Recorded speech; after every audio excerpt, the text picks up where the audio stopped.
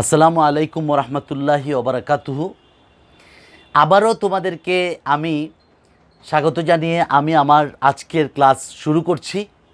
সবাইকে একটা বিষয় আবারও মনে করে দিতে চাই যে ধারাবাহিকভাবে আমাদের ক্লাসগুলি একটার পর একটা ধারাবাহিকভাবে প্রত্যেকটা গ্রামাটিক্যাল আইটেম পাওয়ার জন্য সাইফি টিভি অনলাইন এই ইউটিউব চ্যানেলটি সাবস্ক্রাইব করে বেল বাটনটি অন করে রাখুন। তো যাই হোক, প্রিয় শিক্ষার্থীরা, আমরা আজকে আবারও উপস্থিত হয়েছি একটা ব্যাপার নিয়ে আলোচনা করব। আজকে এমন একটা গ্রামাটিক্যাল আইটেম নিয়ে আমি কথা বলবো যে এমন কোনো ছাত্র নাই ইন্টারমিডিয়েট লেভেলে। আমার এই ক্লাসটা ইন্টারমিডিয়েট এইচএসসি ফার্স্ট ইয়ার এবং সেকেন্ড ইয়ারের ছাত্রীদের জন্য, এবং আমার মনে হয় যে এমন কোনো স্টুডেন্ট নাই যে এই কানেক্টরসে প্রবলেম নাই, এমন কোনো ছাত্র খুঁজে পাওয়া মুশকিল হবে। তো যাই হোক, এই কানেক্টরসটা নিয়ে একটু কথা বলাই লাগে। প্রথমত যে এই কানেক্টরসটা বুঝতে হলে এবং কানেক্টরস অ্যাকুরেট হতে হলে এবং কানেক্টরসে 5 মার্কে পুরোপুরি 5 পেতে হলে আমাদের কিছু টেকনিক অবলম্বন করতে হবে, এবং এটা বেশ কিছু দুরূহ ব্যাপার। কানেক্টরসটা একটু ছাত্রছাত্রীদের কাছে একটু জটিল মনে হয়। এর আগে এই জন্যই আমি কানেক্টরসের সাথে আমি আরও কিছু জিনিস নিয়ে কথা বলবো, যে জিনিসগুলো আমাদের না জানলেই নয়। আমরা প্রথমত দেখব যে what is the difference between A connector and a conjunction. আমরা বন্ধুরা, এইটা একটা ব্যাপার আমি বলে রাখি যে আমরা কনজাংশনসটা আমরা অন্যান্য ক্লাসগুলোতে আমরা শিখেছি। যেমন আমরা যখন ট্রান্সফরমেশন পড়ব, তখন ওইটাতে কনজাংশনের ব্যাপারটা আমরা শিখি। কম্পিটিংয়ে আমরা বিভিন্ন কনজাংশনসের ব্যবহারটা আমরা শিখি। কিন্তু এটা আসলে কনজাংশনসগুলা কি, আগে কানেক্টরসটা বোঝানোর আগে আমি কনজাংশনসে যাই। Conjunctions are the words which connect two word, two phrases or two clauses. তাহলে কনজাংশনগুলো হলো ওই শব্দসমূহ যে শব্দগুলা দুইটা ওয়ার্ডকে, দুইটা ফ্রেজকে এবং দুইটা ক্লজকে সংযুক্ত করে কানেক্ট করে, ওই শব্দগুলোকে আমরা কনজাংশনস বলি। এবং প্রধানত কনজাংশনস হলো 3 প্রকার। প্রথম কনজাংশনসটার নাম হলো কোঅর্ডিনেটিং কনজাংশনস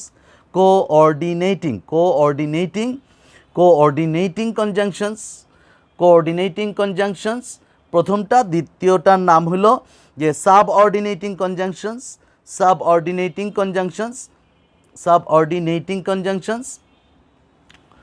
কনজাংশনস। আর তৃতীয়টার নাম হলো কনজাংশনস, আর তৃতীয়টার নাম হলো কোরিলেটিভ কনজাংশনস। এই 3 প্রকারের কনজাংশনসের সাথে আমরা কোরিলেটিভ কনজাংশনস, এই 3টা কনজাংশনস আমাদেরকে মাথায় রাখতে হবে। আরেকটু কথা আমি বলে নেই, যে এই ব্যাপারগুলো আসলে না জানলেই নয়, এই জন্য আমি এই কথাগুলো আবার তোমাদের সামনে তুলে ধরছি। এই যে কথাগুলো আমাদের জানতে হবে। আসলে মূলত কানেক্টরস কোন ধরনের শব্দগুলোকে আমরা কানেক্টরস বা লিঙ্কার্স বলি। যদিও আমরা কানেক্টরস বা লিঙ্কার্স শব্দটা এইভাবে ইউজ করি, তারপরে কানেক্টরসের সাথেও লিঙ্কার্সের কিছু পার্থক্য তো রয়েছেই। কিন্তু কানেক্টরসগুলো হলো প্রধানত কনজাংশনস।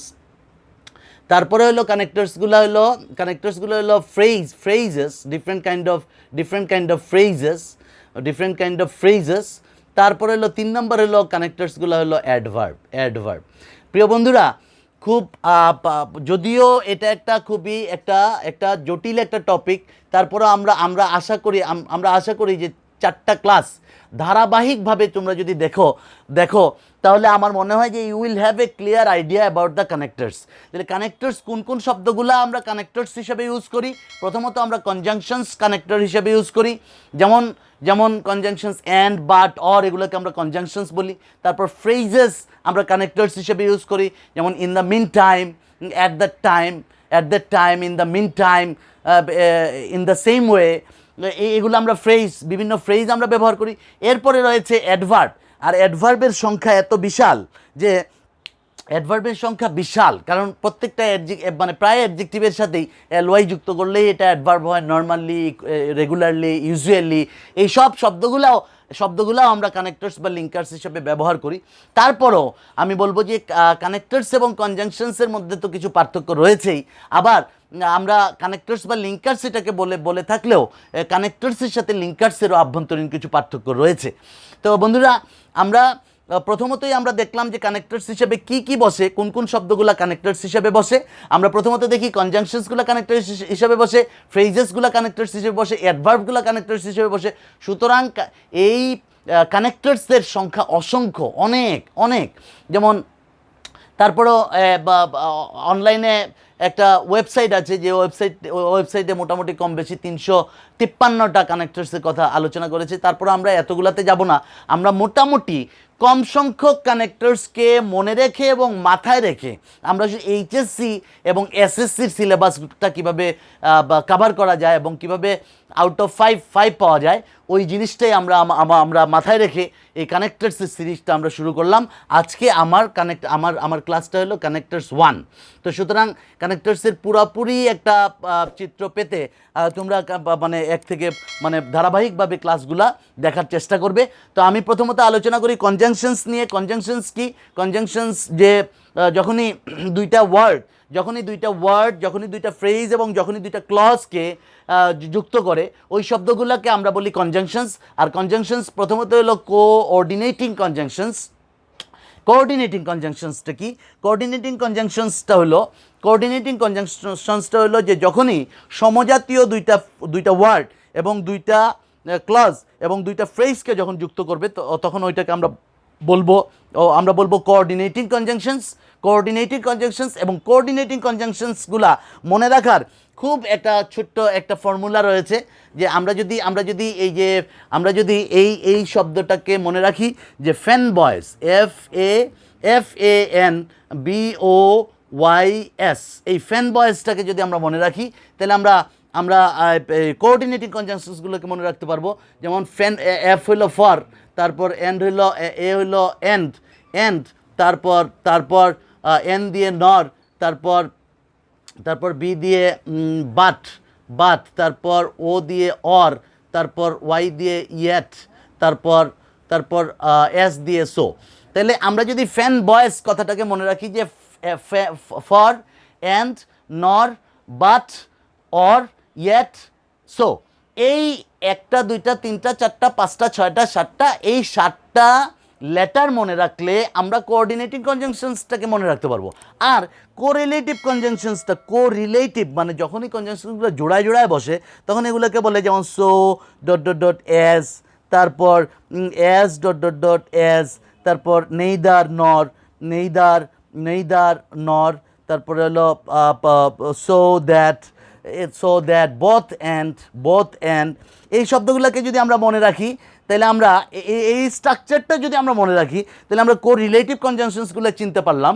আর যদি ফ্যান বয়েজ এই লেটার 7টা মনে রাখি, তাহলে আমরা কোঅর্ডিনেটিং কনজাংশনসটাকে চিনতে পারলাম। আর এর বাদবাকি যতগুলো কনজাংশনস আছে সবগুলোকেই আমরা, প্রিয় ছাত্রছাত্রী শিক্ষার্থীবৃন্দ, মনে রাখবে যে কমপ্লেক্স সেন্টেন্স যে কটা কনজাংশনস দিয়ে শুরু হয়, কমপ্লেক্স সেন্টেন্সের সাবঅর্ডিনেট ক্লজটা যে কটা কনজাংশনস দিয়ে শুরু হয়, ওই কনজাংশনসগুলোর নাম হলো সাবঅর্ডিনেটিং কনজাংশনস। আমরা জানি যে ইফ একটা সাবঅর্ডিনেটিং কনজাংশনস, তারপরে আছে অলদো, তারপর আনলেস, তারপরে সো দ্যাট, তারপরে তারপর হোয়াট, এইগুলো হলো সাবঅর্ডিনেটিং কনজাংশনস। হাতে গোনা 18 থেকে 20টা সাবঅর্ডিনেটিং কনজাংশনস রয়েছে ইংরেজিতে। তো আমরা এটা মনে রাখার জন্য প্রথমত আমরা কোঅর্ডিনেটিং কনজাংশনসটাকে মনে রাখবো, কোরিলেটিভের স্ট্রাকচারটা মনে রাখবো, তাহলে বাদবাকি যে কটা আছে এই কটা দিয়ে সাবঅর্ডিনেটিং কনজাংশনস হয়। তাহলে আমরা জানলাম যে কনজাংশনস কাকে বলে। কনজাংশনস হলো যে when যে the word or words connect two phrases or two clauses, that is called a conjunction. Conjunctions are divided into three kinds. These are coordinating conjunctions, subordinating conjunctions and correlative conjunctions. Coordinating conjunctions কাকে বলে? Coordinating conjunctions গুলো হলো যে সমজাতীয় দুইটা শব্দ, সমজাতীয় দুইটা শব্দগুচ্ছ, সমজাতীয় দুইটা বাক্যাংশ, বা এভাবে বলতে পারি যে সমজাতীয় দুইটা ওয়ার্ড, দুইটা ফ্রেজ এবং দুইটা ক্লজকে যে শব্দগুলো যুক্ত করে ওইগুলোকে বলা হবে কোঅর্ডিনেটিং কনজাংশনস। এবং যে কনজাংশনগুলো জোড়ায় জোড়ায় বসবে এই কনজাংশনসগুলোকে আমরা বলবো কোরিলেটিভ কনজাংশনস। আর এর বাদবাকি যে কনজাংশনসগুলো আছে যেগুলো কমপ্লেক্স সেন্টেন্স গঠন করে এগুলোকে আমরা বলবো সাবঅর্ডিনেটিং কনজাংশনস। এখন আমরা দেখি তো যে এই কনজাংশনসগুলোর মধ্যে আর কানেক্টরসের মধ্যে পার্থক্যটা কোথায়। তাহলে কনজাংশনস আর কানেক্টরের মধ্যে তো অবশ্যই পার্থক্য রয়েছে। তাহলে কনজাংশনস আমরা যে বাহ্যিক কনজাংশনস এবং কানেক্টরস। তাহলে what is the difference between two term connectors. তাহলে কনজাংশনস আমরা বাহ্যিক যে কাঠামোতে, বাহ্যিক যে স্ট্রাকচারে জয়েন্টটা করি এটার নাম হলো কনজাংশনস। আর ভিতরের অর্থসঙ্গতি এবং বাক্যের চলমানতা, একটা বাক্য থেকে অন্য বাক্যের চলমানতা বোঝানোর জন্য যেগুলো ব্যবহার করি এগুলো হলো কানেক্টরস। তাহলে কানেক্টরসটা একটু ব্যাপক প্রিয় ছাত্রছাত্রীবৃন্দ, কিন্তু কনজাংশনসটা হলো বাহ্যিক আকার, স্ট্রাকচার গঠন করে। কানেক্টরসটা কি করে? এটার ভাবের অন্তমিল, চলমানতা এবং অর্থসঙ্গতি রাখার জন্য প্রত্যেকটা কনজাংশনসই কানেক্টরস হিসেবে ব্যবহার হয়। কিন্তু এর বাইরেও আরও কিছু শব্দ রয়েছে, আরও কিছু ফ্রেজ রয়েছে এবং আরও কিছু কি বলবো আমরা ফ্রেজেস রয়েছে অবশ্যই, এবং আরও কিছু অ্যাডভার্ব রয়েছে যেগুলো আমরা কানেক্টরস হিসেবে ব্যবহার করি। এবার আমরা দেখি what are the difference between connectors and linkers. What are the difference between connectors and linkers. আচ্ছা, লিঙ্কার্স এই দুইটা টার্মই আমরা কিন্তু এসএসসিতে যারা আমরা এসএসসিতেও কানেক্টরস পড়ে এসেছি, দুইটা টার্মের সাথে আমরা পরিচিত। এই দুইটা টার্ম বোঝানোর জন্য আমি কয়েকটা সেন্টেন্স আমি লিখতে চাই। যেমন আমি বললাম যে he is poor but honest. He is poor but honest okay. তারপরে আমি লিখলাম যে he is poor but he is honest.